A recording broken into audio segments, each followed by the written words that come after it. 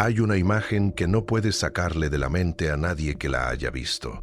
Una niña de 6 años, vestida con un traje de charro bordado en hilo dorado, parada sobre el escenario más importante de la música latina en el mundo, cantando con una voz que no debería existir en un cuerpo tan pequeño. El público de pie, los aplausos ensordecedores, las cámaras captando cada segundo de ese momento que, según todos los presentes, estaban viendo nacer a una estrella, no a una artista prometedora, no a una niña con talento, a una estrella, una de esas que no se fabrican, que no se construyen con dinero ni con relaciones, ni con contratos, sino que simplemente aparecen, como si el universo hubiera decidido que era su turno. Esa niña era Ángela Aguilar, y 15 años después de ese momento, esa misma mujer era la persona más odiada de México. No exagero. En el verano de 2024, su nombre era tendencia en redes sociales no por un lanzamiento musical, no por un concierto agotado, no por un Grammy o un Latin Grammy o cualquier otro premio que una artista de su calibre merecería estar celebrando. Su nombre era tendencia porque millones de personas en México, en Argentina, en Estados Unidos, en toda América Latina, la señalaban como la mujer que había destruido una familia, la mujer que le había robado el novio a otra mujer que acababa de tener un bebé, la mujer que había traicionado a una de las artistas más queridas del continente, la mujer que se había escondido detrás de una imagen de princesa pura y virginal mientras hacía exactamente lo contrario. Los insultos eran de una violencia que quema leerlos, las amenazas de muerte, documentadas, los memes, los videos editados, los audios filtrados, las supuestas capturas de pantalla que circularon durante semanas como prueba de lo que ella había hecho, o de lo que supuestamente había hecho, o de lo que la gente necesitaba creer que había hecho para darle sentido a su rabia. Y lo más perturbador de todo, lo que voy a contarte en este video, es que la historia de Ángela Aguilar no es simplemente la historia de una joven que tomó una mala decisión y pagó las consecuencias públicas. Es algo mucho más complicado, mucho más oscuro y en varios momentos mucho más triste de lo que cualquier meme puede capturar.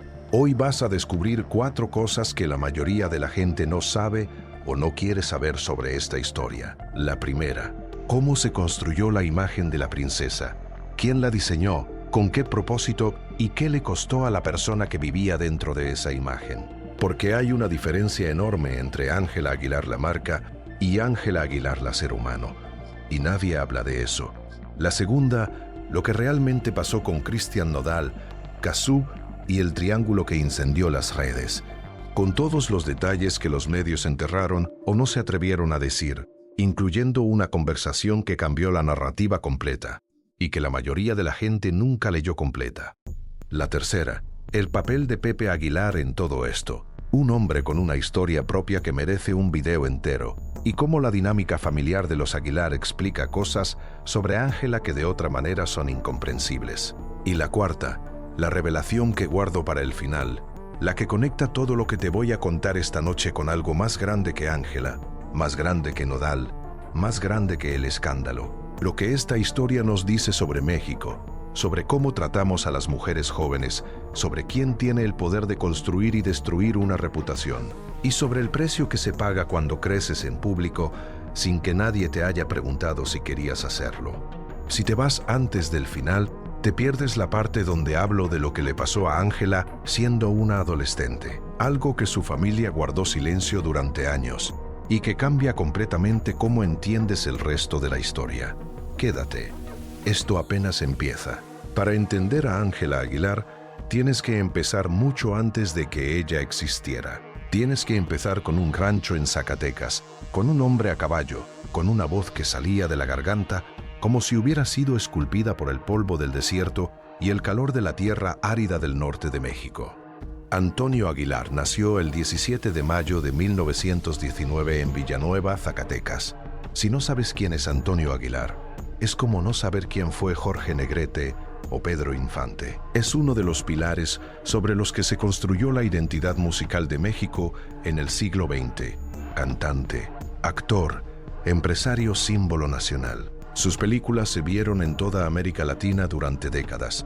Sus canciones, las que hablaban de charros y caballos y tierras y mujeres, y Amor y Orgullo Nacional formaron parte de la banda sonora de varias generaciones. No era simplemente famoso, era una institución.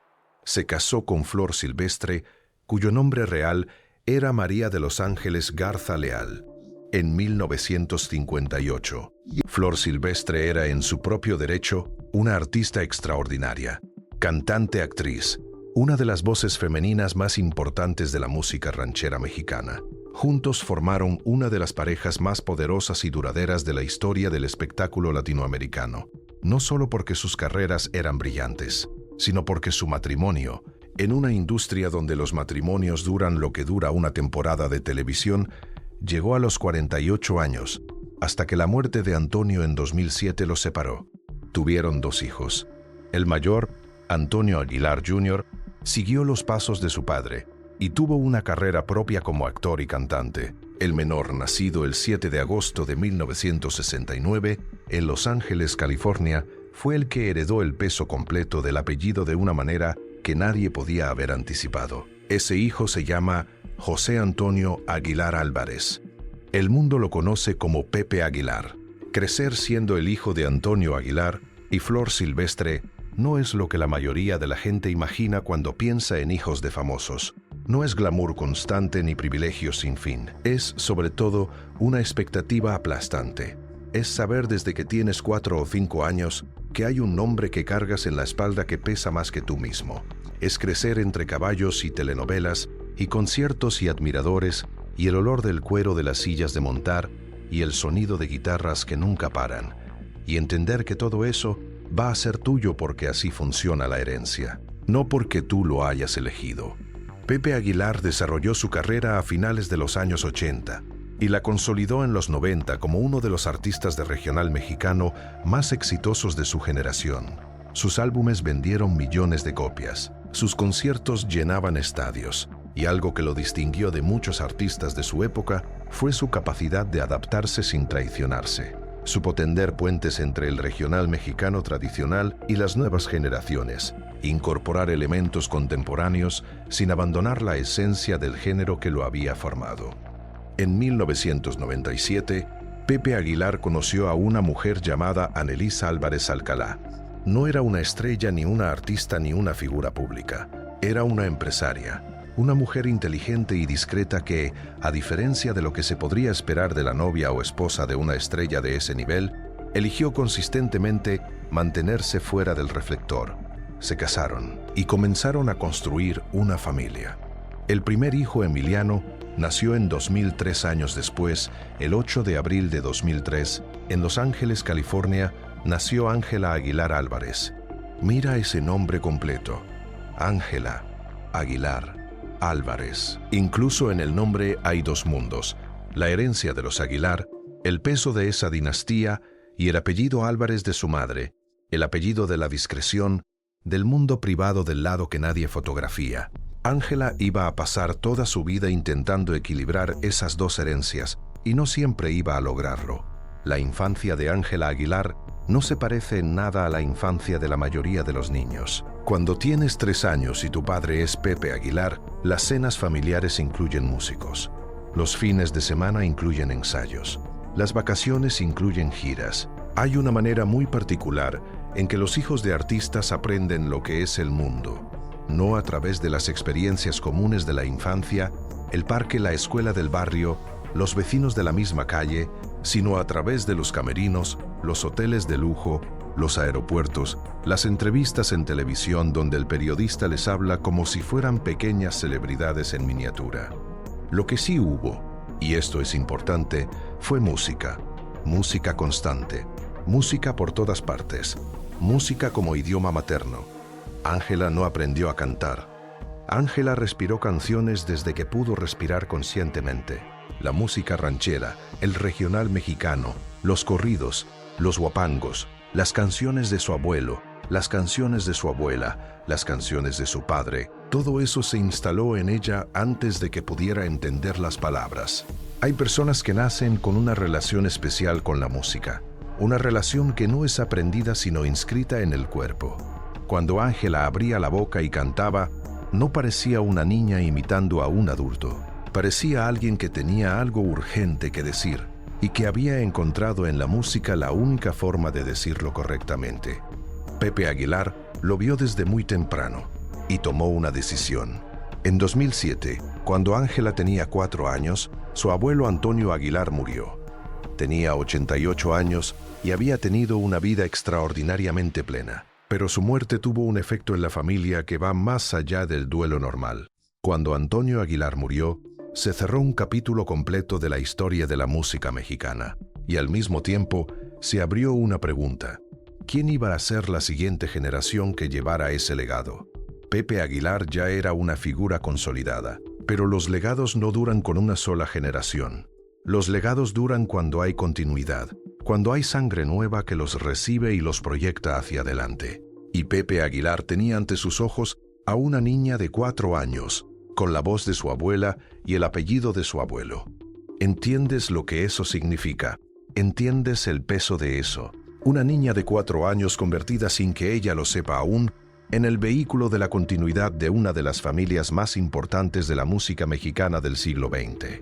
No es que Pepe Aguilar fuera un padre frío o calculador que veía a su hija como un instrumento de su ambición. No es tan simple. Es algo más complejo y, en cierta forma, más perturbador. Era un padre que genuinamente creía que estaba dándole a su hija la mayor oportunidad del mundo, el regalo más grande que podía ofrecerle, sin preguntarle si ella quería ese regalo. En 2009, cuando Ángela tenía 6 años, se produjo el momento que cambiaría su vida para siempre. La familia Aguilar participó en la entrega de los Latin Grammy, uno de los eventos más importantes de la música latina a nivel mundial, celebrado ese año en Las Vegas. Y en ese escenario, frente a las cámaras de todo el continente, una niña de 6 años cantó. El vídeo de esa actuación circuló por internet durante años. La gente lo compartía con frases como «Miren qué talento, la próxima gran estrella. ¿Qué regalo tiene esta niña?» Era genuino, ese asombro, porque la voz de Ángela a los 6 años era algo que no se puede fabricar. Tenía una profundidad, una emoción, una madurez que contradecía por completo el tamaño del cuerpo del que salía. Pero mira ese video con los ojos de ahora y observa otra cosa. Observa la seriedad de esa niña de 6 años. Observa cómo no está jugando, no está siendo espontánea, no está simplemente cantando porque le divierte.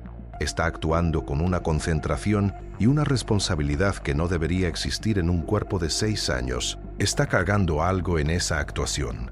Está cargando el apellido, el legado, las expectativas, la continuidad de una dinastía. Y lo está cargando con una dignidad que con el tiempo se convertiría en una especie de armadura que la protegería del mundo, pero también, paradójicamente, la separaría de él. Después de ese momento, la trayectoria de Ángela siguió una curva ascendente que, vista desde fuera, parecía perfecta. Grabó canciones con su padre, empezó a acompañarlo en sus giras, aprendió a tocar el guitarrón, a bailar, a actuar frente a las cámaras con la naturalidad de alguien que ha hecho eso toda su vida, que en su caso era literalmente cierto. A medida que crecía, la narrativa que se construía alrededor de ella se volvía más definida, más elaborada, más poderosa. La narrativa era esta: la princesa del regional mexicano. No era una etiqueta que Ángela eligiera, era una etiqueta que le impusieron, con el mejor de los propósitos, con el cariño más genuino, pero la impusieron al fin. La princesa del regional mexicano era hermosa pero decente, era talentosa pero humilde. Era joven pero respetuosa de las tradiciones. Usaba trajes de charro bordados que costaban miles de dólares y que evocaban una femineidad específica. Una femineidad que no era amenazante ni sexualizada ni complicada. Era una femineidad que decía: soy el futuro del pasado, soy la continuación de lo que fue grande, soy el orgullo nacional en versión juventud. Esa imagen era poderosa y era también una jaula. Porque para cuando Ángela Aguilar tenía 15, 16, 17 años, era una persona pública de primer nivel, con millones de seguidores en redes sociales, con nominaciones a los premios más importantes de la música latina, con una carrera que cualquier artista soñaría tener. Pero era también una persona que nunca había tenido espacio para equivocarse públicamente, para ser ordinaria, para ser vulgar o torpe, o contradictoria, o simplemente humana de la manera impredecible en que los seres humanos son humanos. La princesa no se puede equivocar. La princesa no puede ser complicada. La princesa no puede tener una historia de amor desordenada. La princesa existe para representar algo, no para vivir algo. Y en algún momento, en algún lugar, entre los estudios de grabación y los escenarios internacionales y las sesiones de fotos y las entrevistas de televisión, Ángela Aguilar dejó de ser solo la princesa y empezó a ser también una persona real, con deseos reales y errores reales, y una vida que no cabía en el marco dorado que su familia y su industria y sus millones de seguidores habían construido para ella. Lo que pasó después fue una colisión. Pero antes de llegar a eso, necesito contarte algo sobre su padre que la mayoría de la gente ignora. Porque sin entender a Pepe Aguilar, es imposible entender a Ángela. Pepe Aguilar es, por derecho propio, uno de los artistas más exitosos de la historia de la música regional mexicana. 7 Grammy latinos. Ventas de discos que superan los 14 millones de copias en todo el mundo. Giras internacionales que llenan estadios. Un nivel de reconocimiento que va más allá de México y llega a comunidades latinas en Estados Unidos, Europa, incluso Asia. Es el tipo de carrera que genera respeto automático en cualquier industria. Pero la historia de Pepe Aguilar no es solo de éxito. Es también de escándalos que en su momento sacudieron a la opinión pública y que con el tiempo quedaron sepultados bajo el peso de su carrera y su imagen de patriarca respetable.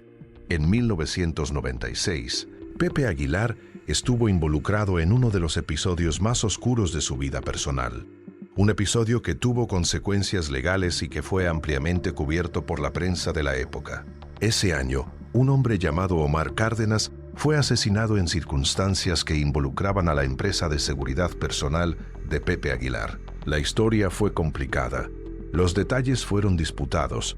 Los testimonios se contradijeron y el caso tuvo vueltas judiciales que se extendieron durante años. Lo que es indudable es que el nombre de Pepe Aguilar quedó ligado a ese caso, de una manera que no se puede simplemente borrar con comunicados de prensa. No voy a profundizar más en ese asunto, porque merece un video completo por sí mismo, y porque el punto central aquí no es juzgar a Pepe Aguilar por algo que ocurrió hace casi 30 años, sino entender cómo esa historia personal de escándalo y crisis y recuperación pública moldeó la manera en que él concibió la imagen de su familia y particularmente la imagen de Ángela. Cuando eres una figura pública que ha sobrevivido a una crisis de reputación de ese calibre, desarrollas una sensibilidad particular hacia la imagen. Desarrollas un instinto de control sobre la narrativa. Aprendes que la diferencia entre hundirse y sobrevivir muchas veces no está en lo que hiciste, sino en cómo lograste que la gente te recuerde. Pepe Aguilar construyó su imagen post-crisis con una maestría que solo puede reconocer a alguien que ha estado en esa posición. Se reinventó no como una figura que niega su pasado oscuro, sino como un patriarca, un guardián de la tradición. El hombre que preservó el legado de su padre y que ahora lo transmite a la siguiente generación. Y en el centro de esa imagen familiar estaba Ángela, la princesa, la heredera, la prueba viva de que los Aguilar eran una institución que trasciende las polémicas y las crisis y los escándalos individuales. ¿Esto hace de Pepe Aguilar un mal padre? No necesariamente. Hace de él un padre complejo, como la mayoría de los padres lo son, con motivaciones que mezclan el amor genuino con la ambición legítima y el control que viene de haber aprendido de la manera más difícil que la reputación es frágil y que protegerla requiere vigilancia constante. Pero tiene consecuencias para Ángela, tiene consecuencias enormes, porque Ángela creció sabiendo, no conscientemente tal vez, pero sabiendo en ese nivel profundo donde se instalan las verdades más duraderas, que su imagen era parte de algo más grande que ella misma. Que ser la princesa del regional mexicano no era solo su identidad personal, sino también la identidad de su familia. El escudo que protegía a los Aguilar de las sombras del pasado y la garantía de que el apellido seguiría brillando en el futuro. Esa carga, esa responsabilidad no pedida pero recibida de todas formas, es la primera clave para entender lo que vino después. Para 2016, cuando Ángela tenía 13 años, su carrera ya era un hecho consumado. Ese año grabó una versión de la canción La Llorona, que se convirtió en uno de los momentos más comentados de su trayectoria hasta ese punto. Su voz en esa grabación tiene algo que es difícil de describir sin caer en el cliché. Suena antigua. Suena como si esa voz hubiera existido antes de que Ángela existiera. Como si ella fuera solo el recipiente temporal de algo que lleva circulando por la música mexicana desde hace siglos. En 2018, la familia Aguilar lanzó Aguilar Tour, una gira histórica que reunió a Pepe Aguilar con sus hijos Emiliano y Ángela y que fue un éxito monumental. Conciertos agotados en México y en ciudades de Estados Unidos con grandes poblaciones latinas: Los Ángeles, Dallas, Houston, Chicago, Nueva York. La narrativa de la familia unida, la dinastía que continúa, el apellido que no muere, funcionó exactamente como había sido diseñada para funcionar. El público la recibió con un entusiasmo que iba más allá del simple aprecio musical. Era devoción. Era el tipo de afecto que se le tiene a algo que representa más que entretenimiento, que representa pertenencia, identidad, raíz. Ángela, en ese momento, tenía 15 años. 15 años, y ya era una estrella internacional. Ya era portada de revistas, ya tenía millones de seguidores en Instagram, ya daba entrevistas en inglés y en español con una fluidez y una serenidad que desconcertaba a los periodistas que esperaban encontrarse con una adolescente nerviosa y encontraban en cambio a una profesional que había aprendido muy bien a estar frente a las cámaras sin mostrar nada que no quisiera mostrar. Pero, ¿qué había detrás de esa serenidad? Hay una entrevista que Ángela dio en esa época, que circuló mucho en redes, pero que la mayoría de la gente vio solo por 30 segundos, el fragmento donde ella llora, sin ver el contexto completo. En esa entrevista, Ángela hablaba de cómo la percibía la gente, de cómo la reducían constantemente a su apariencia física, a su nombre, a su familia. Y en un momento que fue genuinamente doloroso de ver, ella dijo algo que se quedó grabado, que se sentía invisible detrás de su propio apellido, que la gente miraba a Ángela Aguilar, pero no veía a Ángela. El video de ese momento fue viral, sí, pero fue viral de la manera equivocada. Miles de personas lo compartieron burlándose, diciendo que la niña rica y famosa que tiene todo no tiene derecho a quejarse, que sus lágrimas son de cocodrilo, que si quiere invisibilidad que renuncie a la fama.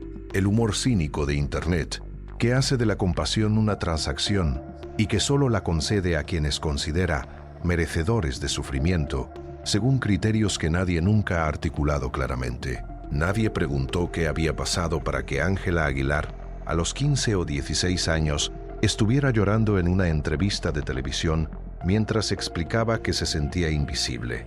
Yo sí voy a preguntarlo.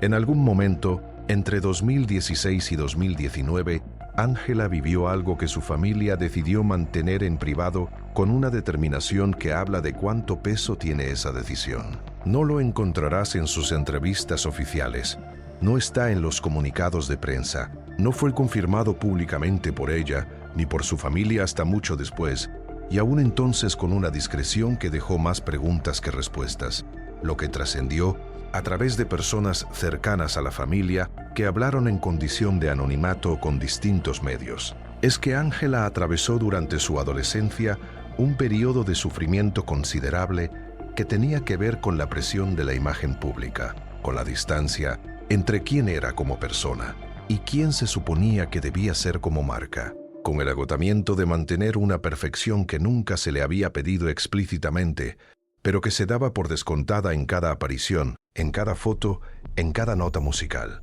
Lo que algunos cercanos describieron fue una adolescente que en privado era profundamente vulnerable, que tenía miedos y dudas y contradicciones completamente normales para su edad, pero que no tenía espacio para expresarlos porque la princesa del regional mexicano no puede tener miedos ordinarios. La princesa tiene que estar siempre lista, siempre digna, siempre representando algo más grande que sí misma. ¿Sabes lo que le pasa a una persona, a un ser humano en formación, cuando durante años tiene que sostener una imagen que no le pertenece del todo? Cuando cada vez que mira al espejo no se ve a sí misma sino el reflejo de lo que otros necesitan que sea. Aprende a disociarse. Aprende a separar la persona pública de la persona privada, con una eficiencia que parece profesional desde fuera, pero que por dentro es simplemente supervivencia. Aprende a ser dos personas al mismo tiempo, la princesa para el mundo y alguien más, alguien sin nombre oficial, para los momentos privados donde nadie la fotografía. Y esa división, esa fractura entre la imagen y la persona real, es la segunda clave para entender lo que vino después. En 2020, el mundo se detuvo. La pandemia de COVID-19 fue un evento que transformó la industria del espectáculo de maneras que todavía estamos procesando. Para los artistas que dependían de los conciertos en vivo, de las giras del contacto físico con el público, fue devastador económicamente. Pero para algunos, especialmente para los más jóvenes, también fue otra cosa. Fue un paréntesis. Un momento de quietud forzada en el que por primera vez en años o en toda la vida no había un escenario esperando, no había una expectativa que cumplir en las próximas 48 horas. Ángela Aguilar tenía 17 años cuando llegó la pandemia, y en ese paréntesis forzado algo cambió en ella, no de manera dramática, no de manera visible para el público, pero cambió. Empezó a explorar con más libertad que antes una estética personal que era distinta de la princesa del charro. Empezó a usar su Instagram no solo como plataforma de relaciones públicas, sino como algo más parecido a una expresión personal. Los trajes de charro seguían estando, sí. El regional mexicano seguía siendo su casa musical, sí. Pero había algo más, algo que asomaba en los bordes, una Ángela que quería ser vista como algo más complejo que el símbolo en el que la habían convertido. Fue en ese periodo cuando comenzó lo que con el tiempo se convertiría en el escándalo más grande de su carrera. Y quiero contarte exactamente cómo comenzó, porque los detalles importan y porque la versión simplificada que circuló en redes en 2024 omite partes cruciales de la historia. Cristian Nodal nació el 11 de enero de 1999 en Caborca, Sonora. Para 2020, era uno de los artistas de música regional mexicana más exitosos y más populares de su generación. Una figura que había redefinido los límites del género con una mezcla de regional tradicional y elementos contemporáneos que resonó especialmente con los jóvenes. Sus tatuajes, su estética, su manera de hablar sobre el desamor con una vulnerabilidad que se apartaba del machismo clásico del género, lo convirtieron en algo distinto. En un artista que conectaba con una generación que quería sentir el regional mexicano como suyo, sin necesariamente identificarse con la imagen del charro de toda la vida. También era para ese momento uno de los mayores fenómenos de las redes sociales en el ámbito de la música latina. Sus canciones acumulaban centenas de millones de reproducciones en Spotify y YouTube. Sus conciertos se agotaban en minutos. Era, en el lenguaje de la industria, un generador de cultura.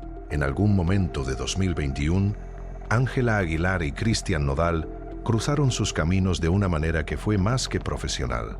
Las versiones exactas de cómo comenzó esa conexión son hasta la fecha disputadas. Lo que es indudable es que existió una comunicación entre ellos que era más personal que lo que se reconoció públicamente en ese momento. Digo esto porque es importante. En 2021, cuando esto comenzó, Cristian Nodal estaba saliendo públicamente con Belinda, la cantante y actriz mexicana, en una de las relaciones más comentadas de la industria de ese año. La relación entre Nodal y Belinda había sido pública, intensa, con propuesta de matrimonio incluida, con un anillo de compromiso cuyo valor fue tema de discusión en medios durante semanas. Era desde fuera la historia de amor de la música latina en ese momento. Esa relación terminó en febrero de 2022. La ruptura fue también pública y también dolorosa, con declaraciones y la inevitable guerra de fans en redes sociales. Nodal quedó, al menos en la narrativa de muchos de sus seguidores, como el herido de esa historia. Después de esa ruptura, Nodal comenzó una relación con Julieta Emilia Casuccelli, más conocida como Cazzu, una rapera y cantante argentina que para ese momento era una figura prominente del género urbano latinoamericano. La relación entre Nodal y Cazzu comenzó en el verano de 2022 y rápidamente se volvió seria. Eran visibles juntos en eventos, en redes sociales, en entrevistas. Había una naturalidad en su dinámica que hacía que la gente los percibiera como una pareja genuinamente enamorada. En septiembre de 2023, Cazzu dio a luz a una niña. Le pusieron el nombre de Inti. Piensa en ese momento. Septiembre de 2023. Una pareja joven, él con 24 años, ella con 29, acaban de tener su primer hijo. Una bebé a la que llamaron Inti, el nombre quechua del sol. Un nombre que habla de raíces latinoamericanas, de orgullo, de la intención de criar a una persona con conciencia de quién es y de dónde viene. Ese nombre no es el nombre de una pareja que está pensando en separarse. Ese nombre es el nombre de una pareja que está construyendo algo, o al menos eso parecía desde fuera. Porque lo que ocurrió en los meses siguientes sacudió a la industria musical latina de una manera que muy pocos escándalos han logrado hacer. En mayo de 2024, circularon por primera vez en redes sociales capturas de pantalla que supuestamente mostraban conversaciones entre Ángela Aguilar y Cristian Nodal de una época anterior. Las capturas eran, por supuesto, imposibles de verificar. Los screenshots en la era digital son la forma más democrática de contar historias, pero también la forma más manipulable. Se pueden fabricar, se pueden editar, se pueden sacar de contexto con una facilidad que haría sonreír a cualquier propagandista del siglo XX. Sin embargo, el daño que esas capturas hicieron fue inmediato y masivo, no porque alguien las haya verificado, no porque algún medio serio haya podido confirmar su autenticidad, sino porque llegaron en el momento exacto en que la narrativa estaba lista para recibirlas. ¿Por qué en ese momento? ¿Por qué en mayo de 2024? Porque en junio de 2024, Cristian Nodal y Cazzu anunciaron su separación, y 9 días después, Cristian Nodal y Ángela Aguilar anunciaron que estaban juntos. 9 días. Eso es lo que hay que dejar que se asiente. 9 días entre el anuncio de la separación de Nodal con la madre de su hija de 9 meses y el anuncio de que ese mismo hombre estaba comenzando una relación pública con la hija de Pepe Aguilar. No hay que ser detective, ni psicólogo, ni experto en industria musical para entender por qué la gente explotó. No importaba si la relación era legítima, no importaba si los tiempos eran exactamente lo que parecían, o si había algo más complejo debajo. El optics, como dicen en inglés, es decir, la imagen, la apariencia inmediata, era la de una mujer joven, que había esperado a que el hombre dejara a la madre de su bebé para aparecer públicamente a su lado 9 días después. Y la versión de la historia que se construyó inmediatamente fue simple, brutal y enormemente efectiva. Ángela Aguilar le había robado el novio a Cazzu mientras ella estaba criando a una bebé. Esa versión no requería pruebas, requería emoción. Y la emoción estaba disponible en cantidades industriales. Cazzu, en su primera aparición pública después del anuncio, se convirtió en el símbolo de todas las mujeres que alguna vez han sido dejadas por su pareja por alguien más joven, más famosa, más brillante, que sea argentina, en un contexto donde el público mexicano tenía un afecto particular por ella como la extranjera que se integró, hizo que la narrativa tuviera un matiz adicional. La extranjera que vino se enamoró de un mexicano, le dio una hija y fue traicionada por una mexicana con apellido de dinastía real. La maquinaria del odio en redes sociales no necesita más que eso. Las fotos de Ángela Aguilar fueron intervenidas con insultos. Su cuenta de Instagram se llenó de comentarios que oscilaban entre la crueldad y la amenaza. Sus conciertos, sus apariciones públicas, cada movimiento que hacía se convertía en combustible para una hoguera que no paraba de crecer. Y aquí es donde la historia se complica de maneras que los memes no capturan. Porque la narrativa de Ángela le robó el novio a Cazzu tiene una elegancia narrativa que es exactamente lo que la hace irresistible y exactamente lo que la hace incompleta. Primero, las relaciones no se roban. Las personas no son objetos que se pueden tomar de alguien. Cristian Nodal era un adulto de 25 años que tomó sus propias decisiones. Que esas decisiones incluyeran terminar una relación con la madre de su hija reciente y comenzar otra relación de manera aparentemente inmediata es algo que Nodal tendrá que procesar consigo mismo el resto de su vida. Pero el peso moral de esa decisión le pertenece a él tanto como a cualquier otra persona involucrada. Segundo, la información sobre cuándo comenzó exactamente la relación entre Ángela y Nodal Si es que ya existía antes de la separación de Nodal con Kazu, nunca fue establecida con certeza verificable. Las capturas de pantalla que circularon no fueron autenticadas. Las afirmaciones de que la relación había comenzado mientras Kazu estaba embarazada fueron repetidas millones de veces, pero repetir algo millones de veces no lo convierte en verificable. Tercero, y esto es lo que casi nadie dijo en voz alta, la intensidad del odio que recibió Ángela, específicamente ella, y no Nodal en la misma medida, habla de algo que va más allá de este caso específico. Habla de cómo la cultura popular trata a las mujeres que rompen con la imagen que se les ha asignado. Ángela era la princesa. Las princesas no hacen eso. Las princesas no tienen relaciones complicadas. Las princesas no intervienen en la vida de otros. Las princesas son puras, y las princesas son víctimas cuando algo sale mal, nunca agentes activas de sus propias historias de amor. Nunca personas con deseos que las llevan a decisiones que otros pueden juzgar cuestionables. Cuando Ángela rompió la imagen de la princesa, no simplemente recibió la crítica que cualquier persona pública recibe cuando comete un error o toma una decisión impopular. Recibió algo mucho más grande, mucho más visceral, la rabia de millones de personas que sentían que les había robado algo, que les había quitado la narrativa que necesitaban, el símbolo que habían construido, la princesa que les pertenecía. No les pertenecía, nunca les perteneció. Pero la cultura popular no funciona con la lógica de la propiedad, funciona con la lógica de la identificación. Y cuando la gente se identifica profundamente con una imagen, la traición de esa imagen se siente personal, aunque no lo sea. Déjame hablarte ahora de Cristian Nodal, con un poco más de detalle, porque entender la historia de Ángela requiere entender a la persona con la que decidió construir su historia más controvertida.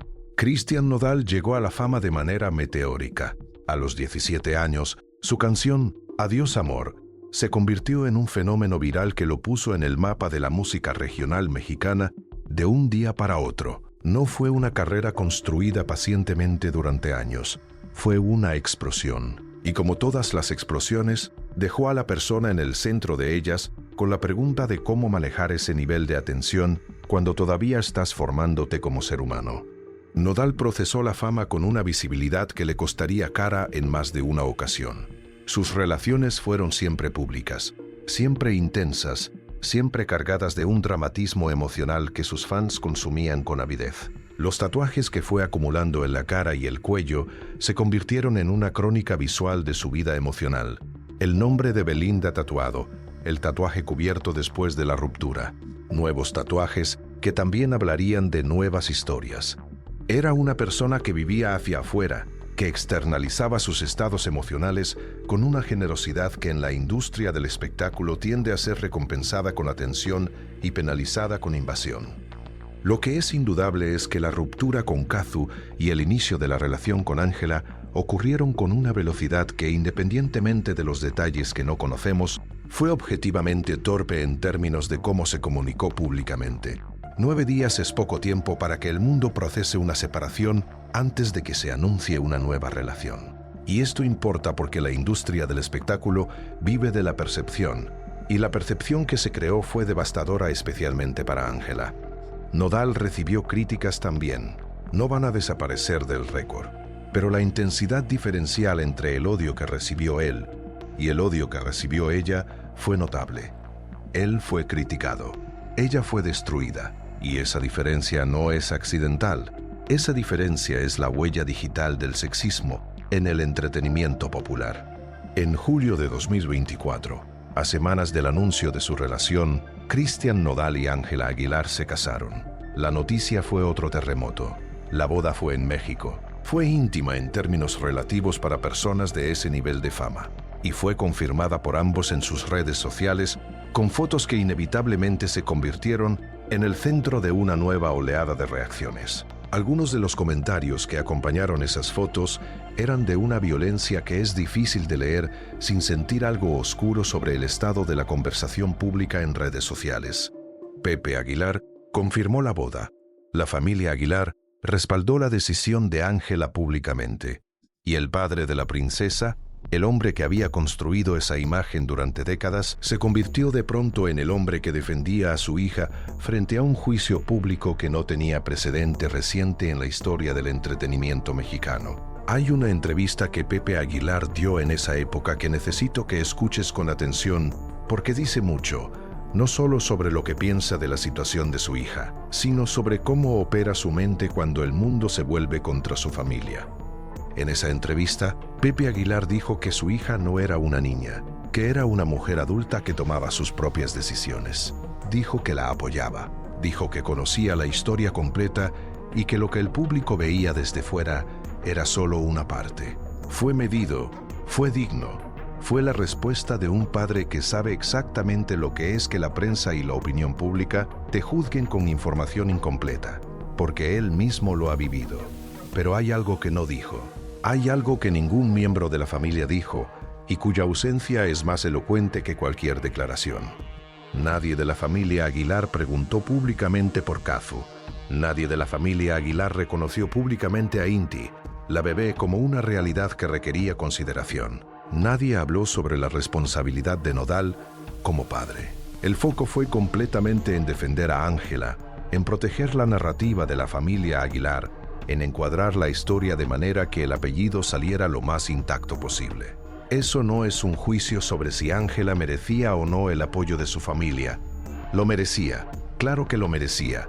Nadie merece el nivel de violencia que ella recibió, independientemente de lo que haya o no haya hecho. Pero la manera en que se dio ese apoyo, la selectividad de lo que se dijo y lo que se omitió, habla de una lógica que no es la lógica del amor padre-hija. Es la lógica del manejo de reputación. Es la lógica de alguien que ha aprendido, de la manera más dura, que la narrativa importa tanto como la realidad.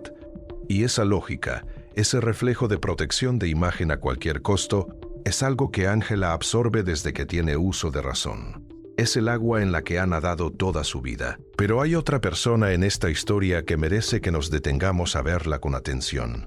Y esa persona es Casu. Julieta Emilia Casuccelli nació el 1 de junio de 1994 en San Miguel de Tucumán, Argentina.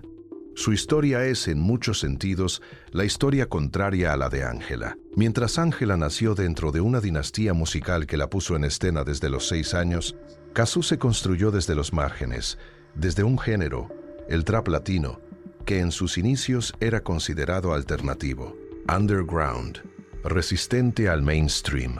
Su ascenso fue el de alguien que abrió su propio camino, donde no había camino, que convenció a la industria de que era comercialmente viable, haciendo exactamente lo que quería hacer artísticamente. Para cuando comenzó su relación con Nodal, Casu era una de las artistas más influyentes del género urbano latinoamericano. Sus canciones hablaban de sexualidad femenina, con una franqueza que era disruptiva en el contexto de la música latina. Era el polo opuesto estético e ideológico de la princesa del regional mexicano. Lo que hizo Casu durante el periodo del escándalo merece reconocimiento porque fue genuinamente difícil. En lugar de alimentar la guerra de narrativas, en lugar de dar entrevistas explosivas, en lugar de usar su plataforma para atacar a ninguna de las personas involucradas, optó por una dignidad que la mayoría de nosotros, heridos, traicionados y sometidos a la mirada pública, simplemente no seríamos capaces de mantener. Cuando finalmente habló sobre el tema, en una entrevista que se convirtió en uno de los momentos más vistos del año en el mundo de la música latina, Casu fue directa y precisa sin ser cruel. Reconoció el dolor. Habló de su hija con un amor que no requería ser dramática para ser convincente, y se negó sistemáticamente a convertir su propio sufrimiento en un espectáculo diseñado para destruir a otras personas. Eso también es una elección. Y también dice algo sobre quién es esa mujer. Pero la manera en que el público la recibió en ese momento tiene dos caras que necesitamos ver juntas. Por un lado, la empatía genuina, el reconocimiento de su fortaleza, el afecto que miles de personas le expresaron. Por otro lado, una parte del equipo Casu, que existió en redes sociales, no estaba motivada por el amor a Casu, sino por el odio a Ángela. Y hay una diferencia importante entre apoyar a alguien porque admira su fortaleza y atacar a otra persona porque necesitas un blanco. El odio a Ángela se convirtió para una porción significativa de las personas que participaban en esa conversación en un espectáculo en sí mismo, en una forma de entretenimiento, en un ritual comunitario donde participar era una señal de pertenencia al grupo correcto. Ese tipo de dinámica no tiene que ver con la justicia, no tiene que ver con proteger a Kazu ni con proteger a Inti. Tiene que ver con el placer específico que produce la destrucción pública de alguien que antes era admirado. Y ese placer, esa dinámica, es algo sobre lo que necesitamos hablar con honestidad. Recordemos las revelaciones que prometí al principio. La primera era cómo se construyó la imagen de la princesa y qué le costó a Ángela vivir dentro de ella. Ya hemos hablado de eso. La segunda era lo que realmente pasó con Nodal, Kazu y el Triángulo. Hemos explorado las capas de esa historia. La tercera era el papel de Pepe Aguilar y la dinámica familiar. Ya hemos tocado eso en profundidad. Pero antes de llegar a la cuarta revelación, necesito contarte lo que pasó después de la boda. Porque la historia no termina con el anuncio, no termina con las fotos del vestido de novia, no termina con los memes. La historia continúa. Y en muchos sentidos la parte que vino después del anuncio es la más reveladora. Ángela Aguilar y Cristian Nodal se casaron en julio de 2024. En los meses siguientes, la pareja continuó apareciendo pública en distintos eventos y en redes sociales, y la observación de esas apariciones para quien las miraba con atención revelaba algo interesante. Nodal continuó su carrera con la normalidad relativa que tiene una figura pública de su nivel después de un escándalo. Siguió lanzando música, siguió haciendo conciertos, siguió siendo una figura prominente de la industria. El escándalo lo afectó, pero no lo destruyó. Hay una consistencia histórica aquí que no es accidental. Los escándalos que involucran decisiones amorosas cuestionables tienden a afectar a los hombres de manera transitoria y a las mujeres de manera estructural. Ángela, por otro lado, entró en un periodo que sus seguidores más cercanos describieron como de recalibración. Siguió trabajando, siguió grabando, siguió haciendo apariciones, pero había algo diferente en cómo se presentaba públicamente. La imagen de la princesa, que ya había comenzado a evolucionar antes del escándalo, recibió el golpe definitivo. Ya no era posible sostener esa narrativa. Ya no había princesa. Lo que quedaba era una mujer joven, de 21 años para finales de 2024, que había vivido 2 décadas en el reflector y que estaba tal vez por primera vez siendo vista sin la protección del personaje. No sé si eso fue liberador para ella. No sé si la destrucción de la imagen que le habían construido fue, paradójicamente, el regalo más honesto que la industria y la opinión pública le hicieron sin querer. Lo que sí sé es que hay una historia ahí que no ha sido contada todavía. Una historia sobre lo que pasa cuando una persona que ha sido definida por su imagen desde los 6 años se queda sin imagen y tiene que decidir, tal vez por primera vez de manera completamente consciente, quién quiere ser. Pero para entender el presente de Ángela Aguilar, necesito que regresemos al pasado. Necesito que regresemos a los años entre 2019 y 2023, que son los años que la prensa convirtió en el periodo entre la niña promesa y la villana del escándalo, pero que en realidad son los años más complejos y más formativos de su vida adulta. En 2021, cuando Ángela tenía 18 años, algo cambió en su imagen pública de manera gradual pero perceptible. Las fotos de Instagram se volvieron más sofisticadas estéticamente, más arriesgadas visualmente. El estilo que había sido el de la princesa del regional mexicano empezó a incorporar referencias a la moda internacional, a la alta costura, a una feminidad más compleja y más contemporánea. Esto generó reacciones. Como todo lo que hace Ángela, generó reacciones que iban desde la admiración hasta la crítica, desde el por fin se anima a ser ella misma hasta el está traicionando sus raíces. Ese debate sobre si un artista de regional mexicano puede o debe evolucionar estéticamente es en sí mismo un debate interesante y complejo. Pero lo que me importa aquí no es el debate estético, sino lo que ese momento de transición dice sobre la persona que lo estaba viviendo. A los 18 años, Ángela Aguilar empezó a negociar de manera silenciosa pero sistemática los términos de su propia identidad pública. Empezó a hacer preguntas que no se hacen con palabras, sino con elecciones. ¿Qué es la imagen que quiero proyectar? ¿Cuánto de ella viene de mí y cuánto viene de lo que me enseñaron que debía ser? Puedo ser princesa y también ser yo misma. ¿O esas dos cosas son mutuamente excluyentes?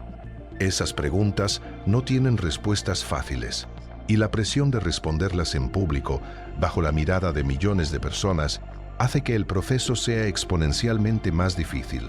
Lo que es cierto es que para 2022 y 2023, la carrera de Ángela seguía su trayectoria ascendente. Lanzó colaboraciones musicales que ampliaron su alcance más allá del regional mexicano puro. Ganó premios. Continuó llenando recintos con su familia en sus giras. Siguió siendo una de las figuras más reconocibles de la música latina de su generación. Y en paralelo a todo eso, la vida privada de una joven de 20 años que está descubriendo quién es y qué quiere, continuaba, como tiene que continuar, con o sin el permiso de los millones de personas que creían tener derecho a opinar sobre ella. Es en ese contexto donde necesito hablar de algo que está en el corazón de la cuarta revelación que prometí. Déjame hacerte una pregunta antes de continuar. ¿Qué le pasa a una persona cuando durante toda su vida le dicen que es especial, que es única, que lleva en la sangre algo que la mayoría de la gente nunca va a tener? ¿Qué le pasa cuando esa especialidad se convierte en una responsabilidad que no eligió? Cuando el talento, en lugar de ser una herramienta de libertad, se convierte en una herramienta de la ambición de otros. No digo esto para victimizar a Ángela. A estas alturas ya debería estar claro que Ángela Aguilar no es simplemente una víctima. Es una persona compleja que ha tomado decisiones, algunas de las cuales son cuestionables, algunas de las cuales son comprensibles, y ninguna de las cuales se puede evaluar honestamente sin ver el contexto completo de quien las tomó. Pero sí estoy diciendo que hay un patrón que se repite en la historia de los hijos de figuras poderosas de la industria del entretenimiento.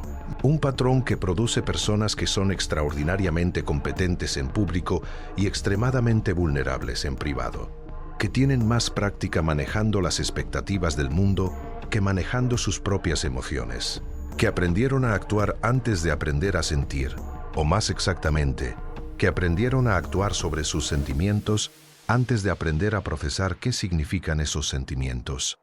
Ángela Aguilar es, en muchos sentidos, el producto más pulido de ese patrón, y el escándalo de 2024 fue el primer momento en que ese producto fue sometido a un nivel de presión para el cual ningún ensayo, ninguna gira, ninguna instrucción de imagen podía haberla preparado. En las semanas que siguieron al anuncio de su relación con Nodal y al aluvión de odio que eso desencadenó, Ángela Aguilar hizo algo que en retrospectiva fue o muy valiente o muy calculado, o posiblemente ambas cosas al mismo tiempo.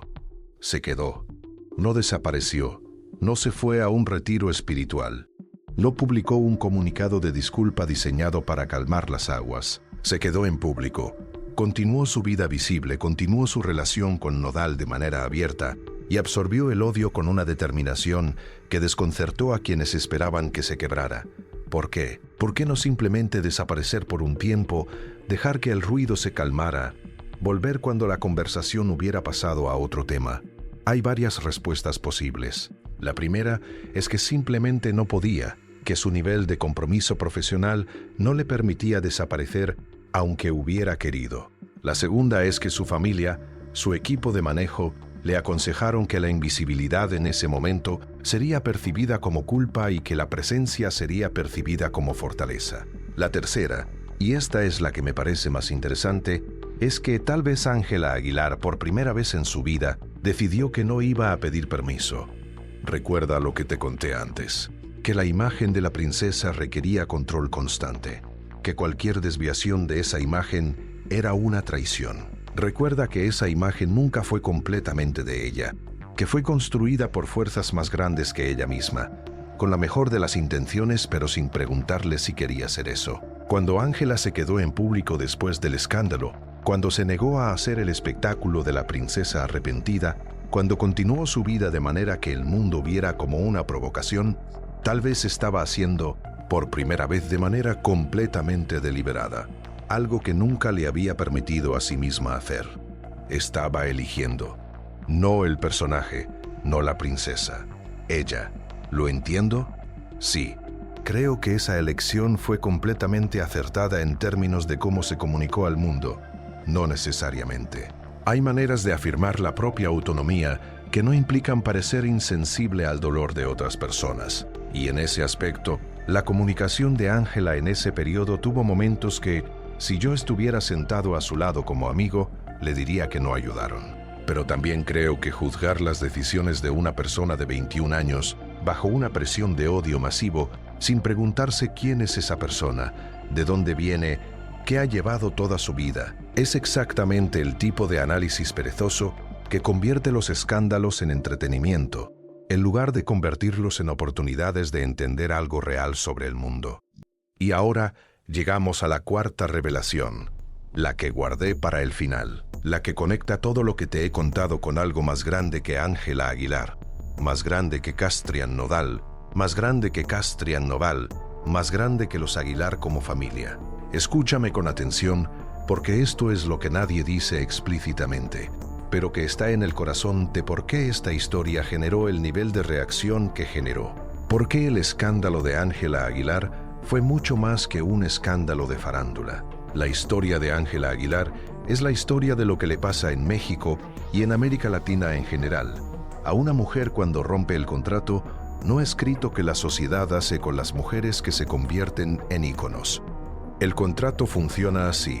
Tú nos das tu imagen, nosotros te damos amor y apoyo, pero la imagen que nos das tiene que ser la que nosotros queremos, la que nos hace sentir bien, la que confirma lo que necesitamos creer sobre el mundo. Si en algún momento decides que tu vida real es diferente de la imagen que hemos construido juntos, si decides que tienes deseos y decisiones que no encajan en el marco que hemos acordado, nosotros te lo vamos a cobrar, y el precio que te vamos a cobrar va a ser proporcional a la altura desde la que caes.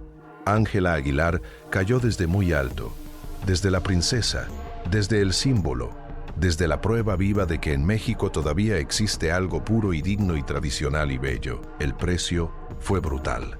Lo mismo habría ocurrido con un hombre. No, lo sabes. Yo lo sé, la historia lo confirma una y otra vez. Los hombres de la industria musical que han traicionado a sus parejas, que han comenzado nuevas relaciones inmediatamente después de separarse, que han dejado hijos con madres recientes para empezar nuevas historias, reciben críticas que duran semanas y luego se van. Las mujeres que hacen cosas equivalentes reciben destrucción de reputación que dura años. No porque el mundo sea justo, sino porque los símbolos femeninos cargan una responsabilidad que los símbolos masculinos no cargan. Se le pide a las mujeres que sean puras, no porque la pureza sea un valor humano universal, sino porque la pureza femenina sirve funciones sociales específicas que tienen que ver con el control, con la herencia, con la definición de quién pertenece a quién. Cuando Ángela Aguilar rompió su pureza simbólica, no solo decepcionó a sus fans, desestabilizó algo mucho más profundo. La necesidad que tiene una parte de la cultura popular de tener mujeres que sean íconos congelados, que no envejezcan, que no cambien, que no deseen cosas que compliquen la narrativa. Eso es lo que explica la diferencia entre la crítica y la destrucción. Eso es lo que explica por qué millones de personas sintieron el comportamiento de Ángela como una traición personal, aunque ella nunca les haya prometido nada. Eso es lo que explica el nivel de violencia en los comentarios, las amenazas de muerte, la campaña de odio sostenida durante meses. No era sobre Cazzu, no era sobre Inti, era sobre el ícono roto. Y esto lo digo con todo el respeto hacia Cazzu y hacia Inti, cuyas situaciones merecen empatía genuina y sin condiciones. Esto no borra el dolor real de personas reales, pero el dolor real de personas reales no requería para ser validado la intensidad de la campaña de destrucción que recibió Ángela. Podías defender a Cazzu sin destruir a Ángela. Podías sentir empatía por la madre sin hacer de la otra mujer un objetivo de violencia colectiva. La campaña de destrucción no fue una respuesta al dolor de Cazzu, fue la respuesta a la traición del símbolo. Y esa distinción importa porque tiene consecuencias para cómo entendemos lo que le pasa a las mujeres jóvenes en la industria del entretenimiento.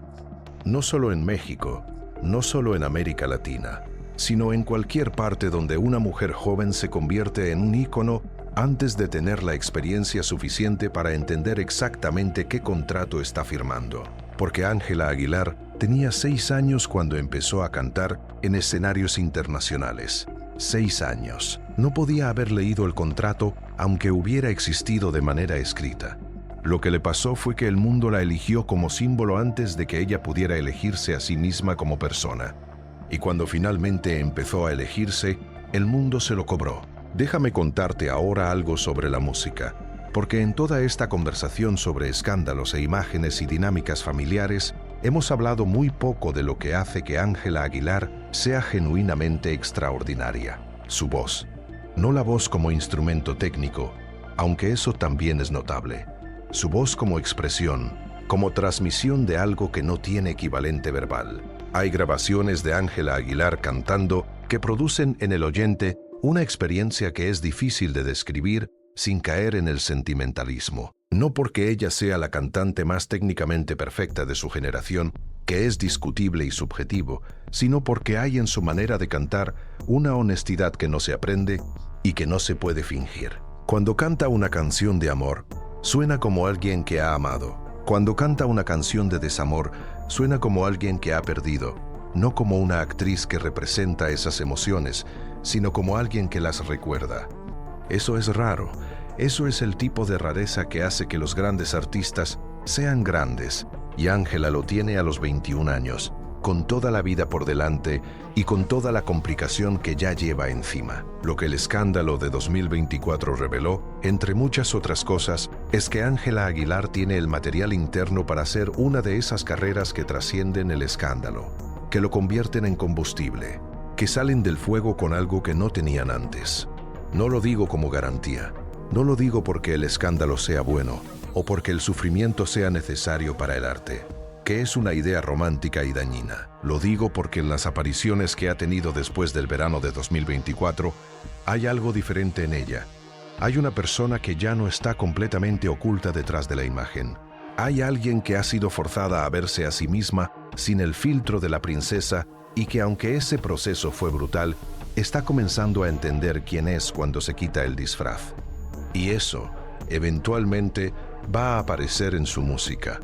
Cuando aparezca, va a ser algo que valdrá la pena escuchar. Pero antes de llegar a ese futuro, necesito terminar con el presente. A finales de 2024, la conversación sobre Ángela Aguilar comenzó a transformarse. No desapareció, porque estas cosas en Internet no desaparecen del todo. Siempre quedan sedimentos. Pero el pico de furia pasó, como pasan todos los picos de furia en la era de las redes sociales. Reemplazado por el siguiente escándalo, el siguiente ícono caído, el siguiente ritual de destrucción pública que la audiencia necesita para sentirse parte de algo. Cazzu continuó su carrera con una dignidad que consolidó su estatus como una de las artistas más respetadas del género urbano latinoamericano. Sus canciones del periodo posterior al escándalo resonaron especialmente entre personas que habían pasado por pérdidas similares, y esa resonancia se convirtió en una conexión con su audiencia más profunda que la que había tenido antes. Inti, la bebé, continuó creciendo. Es una niña que no sabe nada de esto todavía, que un día lo sabrá. Y cómo lo procesará cuando lo sepa, es algo que solo ella podrá decidir. Cristian Nodal siguió haciendo música, seguirá haciendo música, y su historia con Ángela es solo uno de los capítulos de una carrera que tiene mucho más por escribir. Y Ángela Aguilar, la niña de 6 años, del escenario de los Latin Grammy, la princesa que no eligió ser princesa, la mujer que en el verano de 2024 se convirtió en la persona más odiada de México, continúa. Continúa porque eso es lo que hacen las personas reales cuando el mundo las aplasta. Continúan, no porque sean indestructibles, no porque no hayan sentido el peso, sino porque la alternativa es rendirse. Y Ángela Aguilar, con todos sus defectos y con todas sus complejidades y con toda la carga que lleva desde los 6 años, no parece ser el tipo de persona que se rinde. Eso la hace heroína, no necesariamente. La heroicidad requiere algo más que sobrevivir. La hace humana, completamente.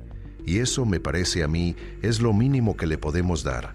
Reconocer que es humana, que equivocarse humanamente, aunque sea de manera visible y aunque afecte a otras personas, no convierte a nadie en monstruo.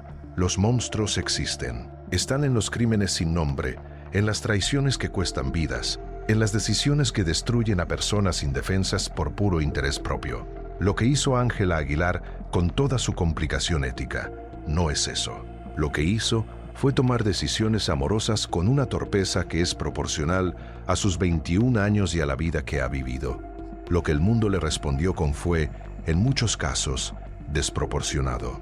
Y esa desproporción dice más sobre el mundo que sobre ella. Ahora, déjame hablarte de una última dimensión de esta historia que todavía no hemos explorado completamente. La dimensión económica. Porque detrás de la narrativa de la princesa y el ícono y el símbolo hay una industria, y la industria tiene sus propias lógicas, sus propias maneras de procesar los escándalos. La industria de la música latina es un negocio multimillonario en el que los artistas son al mismo tiempo personas reales y activos comerciales. La tensión entre esas dos cosas, entre la persona y el activo, es permanente y a veces violenta. Cuando un activo se deprecia, la reacción de la industria es o bien intentar recuperar su valor o bien abandonarlo y buscar el próximo. ¿Qué le pasó a Ángela Aguilar como activo comercial durante y después del escándalo? La respuesta es complicada. Su número de seguidores en redes sociales, a pesar de la campaña de odio, o tal vez precisamente por ella, no disminuyó de manera significativa. La atención que recibió, aunque era atención negativa, la mantuvo en el centro de la conversación pública de una manera que paradójicamente no le permitió volverse invisible. Hay un fenómeno bien documentado en el marketing digital que se llama cualquier publicidad es publicidad. Es una simplificación, porque hay tipos de atención que definitivamente son dañinas a largo plazo para una marca. Pero hay también una verdad básica en eso.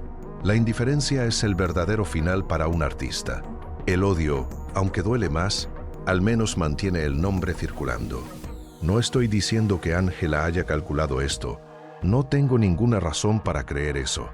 Lo que sí estoy diciendo es que la industria, al observar los números, al ver que a pesar del escándalo, el nombre de Ángela Aguilar seguía siendo uno de los más buscados en plataformas de música, al ver que su música seguía siendo escuchada, tomó sus propias decisiones. Y esas decisiones fueron, en términos generales, continuar apostando por ella, continuar produciendo música, continuar invirtiendo en su carrera. ¿Por qué? No por bondad, por lógica comercial, porque Ángela Aguilar a los 21 años, con todo el escándalo encima, sigue siendo uno de los mejores activos en el espacio del regional mexicano para audiencias jóvenes. Sigue teniendo la voz, sigue teniendo el apellido, sigue teniendo la plataforma. Y eso, en la industria del entretenimiento, es suficiente para continuar. Lo que esto revela, una vez más, es que la conversación sobre los escándalos de las celebridades tiene siempre dos niveles. El nivel emocional, que es donde vive la mayoría de la gente que participa, el nivel de la rabia y la empatía, y los memes y los comentarios, y el nivel económico, donde las personas son activos y los escándalos son variables en ecuaciones de rentabilidad. En el nivel emocional, el escándalo de Ángela Aguilar fue devastador. En el nivel económico fue manejable. Esa diferencia no es una conspiración.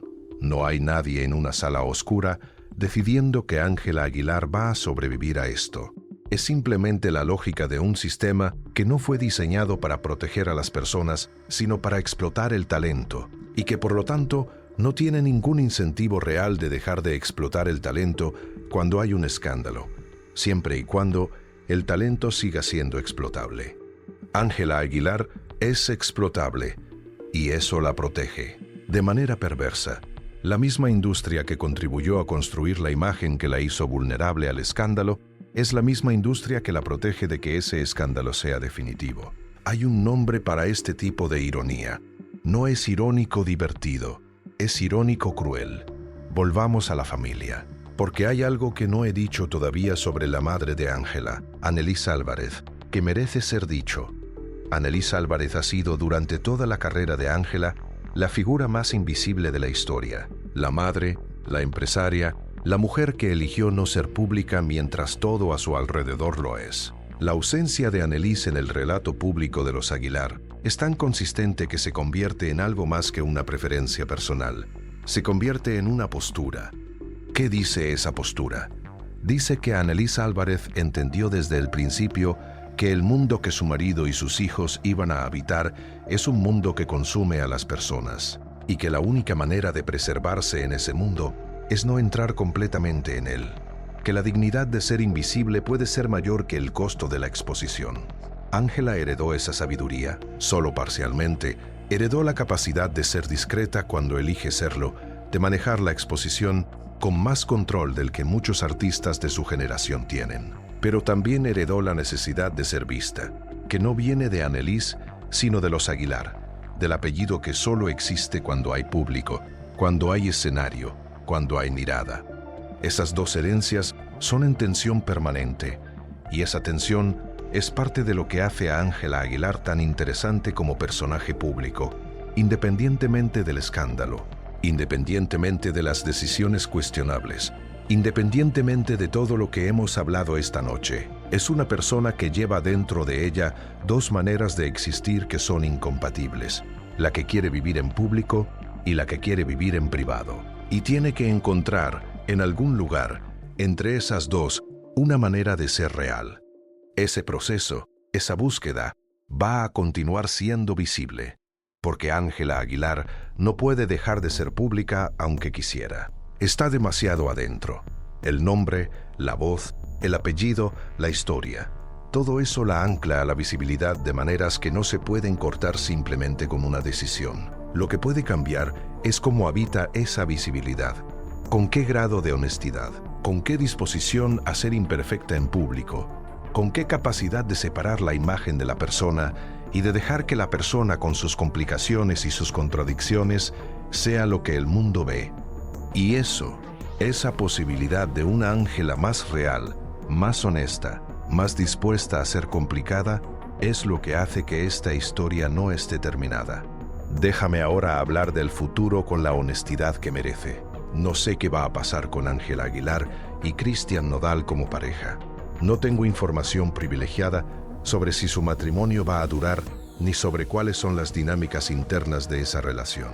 Lo que sí sé es que dos personas muy jóvenes, ambas en la cima de sus carreras, ambas bajo una presión pública extraordinaria, ambas con historias personales complejas, tienen un camino muy difícil por delante. Que lo recorran juntos o no es algo que solo el tiempo revelará.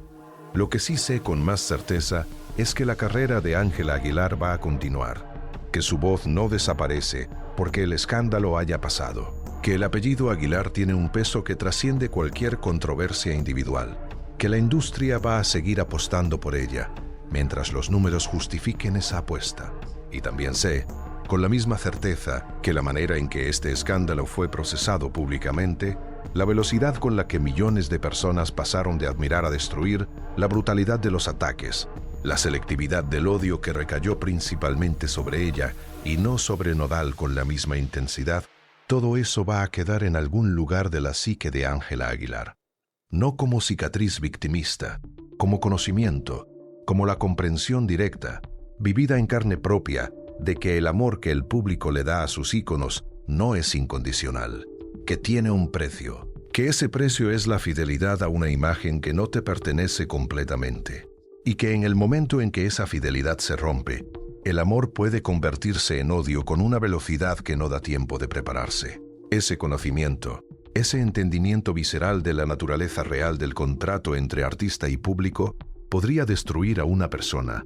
A algunos artistas los destruye, o los aleja de la música, o los vuelve paranoicos y controladores de su imagen hasta el extremo de que la imagen es todo lo que queda, o los paraliza frente a cualquier decisión que pudiera ser interpretada negativamente. Pero a otros los libera, paradójicamente los libera, porque cuando sabes exactamente cuál es el precio del contrato, cuando ya lo pagaste y sobreviviste, cuando ya viste lo peor que puede pasarte públicamente y estás del otro lado, la pregunta que te haces ya no es ¿qué va a pensar la gente?, sino ¿qué quiero hacer yo? Y esa pregunta es la pregunta que produce el arte más honesto. Si Ángela Aguilar llega a esa pregunta, si logra hacer música desde ese lugar, en lugar de desde la obligación del apellido o el miedo al juicio público, el resultado va a ser algo que vale mucho la pena escuchar. Eso no es garantía. Nada en el arte es garantía, pero es posibilidad.